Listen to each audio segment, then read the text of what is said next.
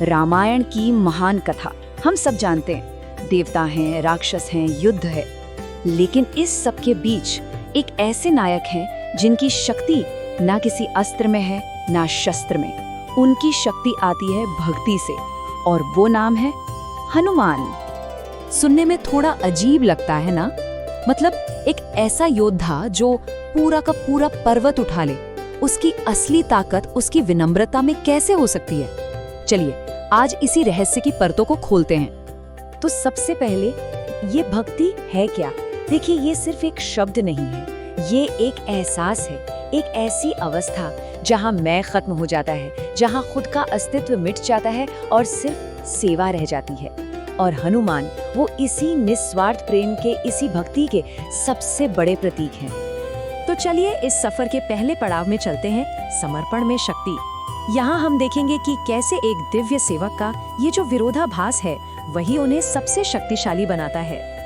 देखिए, हनुमान जी कोई साधारण प्राणी तो थे नहीं, पवन देव के पुत्र थे, भगवान राम के सबसे विश्वास पात्र दूत थे, शक्ति और साहस के जीते जागते प्रतीक। लेकिन इन सभी भूमिकाओं के पीछे, इन सभी पहचानों को जोड़ने वाला एक ही धागा था, उनका अटूट समर्पण। और यही हनुमान जी का असली सार छुपा है। सोचिए, एक तरफ उनके पास असीम शक्ति है, अनोखा ज्ञान है और बेहिसाब ऊर्जा है, लेकिन दूसरी तरफ उनकी शक्ति का स्रोत अहंकार नहीं बल्कि शुद्ध निस्वार्थ भक्ति थी। यही वो विरोधाभास है जो उन्हें इतना अनोखा बनाता है। तो आगे बढ़ते हैं और देखते हैं कि ये भक्ति आखिर काम कैसे करती है। हमारा अगला पड़ाव है आस्था का महासागर, एक ऐसा मिशन जो ताकत से नहीं बल्कि प्रेम से पूरा हुआ था। जरा कल्पना कीजिए, एक विशाल समुद्र, उसकी गरजती हुई लहरें। हनुमान जी ने उसे अपनी शारीरिक शक्ति से पार नहीं किया, उनके पास सिर्फ एक चीज थी जो उन्हें पार ले गई। उनके हृदय में बसा राम का नाम, उनकी हर एक छलांग, उनका हर एक कदम आस्था की एक प्रार्थना थी। और ये मिशन बिल्कुल आसान नहीं था। सोच के देखिए, पहले तो उस विशाल समुद्र को लांघना, फिर दुश्मन की नगरी लंका में घुसना और वहां जाकर अशोक वाटिका में सीता माता को खोजना। हर कदम पर मौत का साया मंडरा रहा था। लेकिन जब वो आखिरकार सीता माता से मिले तो क्या हुआ? उन्होंने अपनी शक्ति का प्रदर्शन नहीं किया, नहीं, वो झुके, हाथ जोड़े और बड़ी ही कोमलता से कहा, माता, आपके प्रभु जल्दी आएंगे, उनका दूत आपके सामने खड़ा है। ये पल किसी नायक द्वारा किसी रानी को बचाने का नहीं था, ये भक्ति का आस्था से मिलन था। युद्ध के बाद की कहानी और भी गहरी है। अब हम पहुंचते हैं अपने तीसरे हिस्से पर, एक सेवक का पुरस्कार। यहाँ हम स्वामी और भक्त के उस अद्भुत मिलन को देखेंगे। तो युद्ध की धूल अब छंट चुकी थी, विजय का जश्न मनाया जा रहा था, और तभी भगवान राम ने हनुमान को गले लगाया। उनकी आंखों में आभार के आंसू थे और उन्होंने कांपती हुई आवाज में पूछा, हनुमान, मैं तुम्हारा ये उपकार कैसे चुकाऊंगा? और हनुमान का जवाब सुनिए, यही तो उनकी भक्ति का सार है। उन्होंने हाथ जोड़कर कहा, मेरे प्रभु, मुझे जो सबसे बड़ा पुरस्कार मिल सकता था वो आपकी सेवा करने का अवसर था। मुझे और कुछ नहीं चाहिए, बस इतना वरदान दीजिए कि आपका नाम हमेशा हमेशा मेरी जुबान पर और मेरे दिल में रहे।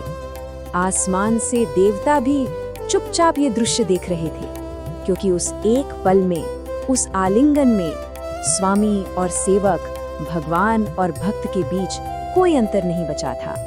वहां सिर्फ शुद्ध प्रेम था, भक्ति अपने सबसे ऊंचे, सबसे पवित्र रूप में। लेकिन कहानी यहाँ खत्म नहीं होती। सालों बाद जब भगवान राम का इस धरती से जाने का समय आया, तब एक और अद्भुत घटना घटी, और यहीं से हनुमान को मिला अनंत काल का उपहार। जब भगवान राम ने इस नश्वर संसार को छोड़ने की तैयारी की, तो हनुमान ने एक बार फिर सिर झुकाया। उनकी आंखें आंसुओं से भरी हुई थी। उन्होंने बस इतना ही कहा, प्रभु, आपके बिना ये जीवन किस काम का? इस पर भगवान राम मुस्कुराए। उनका चेहरा करुणा से चमक रहा था। उन्होंने कहा, मेरे प्रिय हनुमान, जब तक इस धरती पर मेरा नाम याद किया जाएगा, तब तक तुम जीवित रहोगे। तुम मेरे भक्तों की आस्था में हमेशा मौजूद रहोगे। और शायद इसीलिए आज भी ये कहा जाता है कि जहाँ कहीं भी राम नाम का जाप होता है वहाँ हनुमान जी मौजूद रहते हैं। वो अदृश्य हैं, दिखते नहीं, लेकिन आस्था की हर एक तरंग में, हर कंपन में वो जीवित हैं। उनकी मौजूदगी से हवा में भी एक अलग सा कंपन महसूस होता है। तो चलिए अब इन सभी धागों को एक साथ जोड़ते हैं और हनुमान के इस मार्ग के जो अंतिम दर्शन है उसको समझते हैं। हमारा आखिरी हिस्सा, भक्ति बनती है दिव्य। एक बात समझनी बहुत जरूरी है, हनुमान जी का जो मार्ग था वो सिर्फ पूजा पाठ का नहीं था, ये एकात्मता के बारे में था, जहाँ भक्त और भगवान के बीच की सारी दूरियां मिट जाती हैं। आमतौर पर आध्यात्मिक लक्ष्य क्या होता है? मोक्ष पाना, जीवन मृत्यु के इस चक्कर से मुक्ति। लेकिन हनुमान जी ने इस पारंपरिक लक्ष्य को भी पार कर लिया था। उन्होंने कभी मोक्ष की कामना ही नहीं की। क्यों? क्योंकि उनका स्वर्ग, उनका मोक्ष, सब कुछ उनके प्रभु के चरणों की सेवा में ही था। और यही है हनुमान और राम का असली मिलन, एक ऐसा संगम जहां भक्ति खुद दिव्य बन जाती है और प्रेम हमेशा के लिए, अनंत काल के लिए शाश्वत हो जाता है। तो हनुमान की ये कहानी हमें एक बहुत ही गहरे सवाल पर सोचने के लिए छोड़ जाती है। सवाल ये है कि असली शक्ति आखिर है कहाँ? और हनुमान की कहानी शायद हमें यही सिखाती है कि सबसे बड़ी शक्ति जीतने में नहीं, बल्कि खुद को किसी बड़े उद्देश्य के लिए पूरी तरह से समर्पित कर देने में है।